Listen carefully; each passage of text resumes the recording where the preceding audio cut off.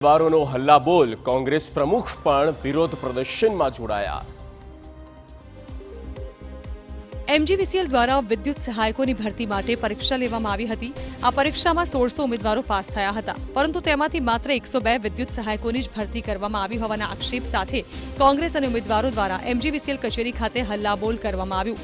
ભરતીમાં મોટા પ્રમાણમાં ભ્રષ્ટાચાર થયાનો આક્ષેપ કરી પરીક્ષાર્થીઓને આંદોલન કર્યું। ઉમેદવારોનું કહેવું છે કે પરીક્ષા પાસ કરનારા યુવાનો હાલ પણ નોકરીથી વંચિત છે, ત્યારે કોંગ્રેસ પ્રમુખ અમિત ચાવડાએ લાયકાત ધરાવતા યુવાનોની તાત્કાલિક ભરતી કરાય તેવી માંગ કરી। યુવાનોનો અધિકાર છે કાયમી નોકરી, એ આપવાને બદલે આજે ખાનગી કંપનીઓને કોન્ટ્રાક્ટ આપી દે છે। ખાનગી કંપનીઓમાં કોન્ટ્રાક્ટમાં કેટલી ગેરરીતિઓ છે, ભ્રષ્ટાચાર છે। અગાઉ ભૂખ હડતાળ પર ઉતર્યા બાદ પણ નિરાકરણ ન આવતા ઉમેદવારો દ્વારા હલ્લાબોલ કાર્યક્રમનું આયોજન કરવામાં આવ્યું।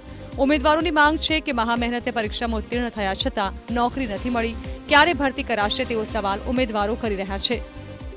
એક્ઝામ ક્લિયર કર્યા પછી અમે લોકો એક્ઝામ ક્લિયર કર્યા પછી 79 લોકોને આ લોકોએ નિમણૂક પત્ર આપે। આ લોકો અત્યારે 79 કરે છે, હવે 2 મહિના પછી 50 ઓર્ડર આપશે। એટલે અમારું એવું કહેવું છે જેટલી જગ્યા છે એકી સાથે ભરો ને તમે। અમે પાસ થઈએ, અમે નોકરીએ ન ચડીએ બરાબર, અને કોન્ટ્રાક્ટ સિસ્ટમ ચાલુ રાખવા માટે પેપર અઘરા કાઢવામાં આવે છે।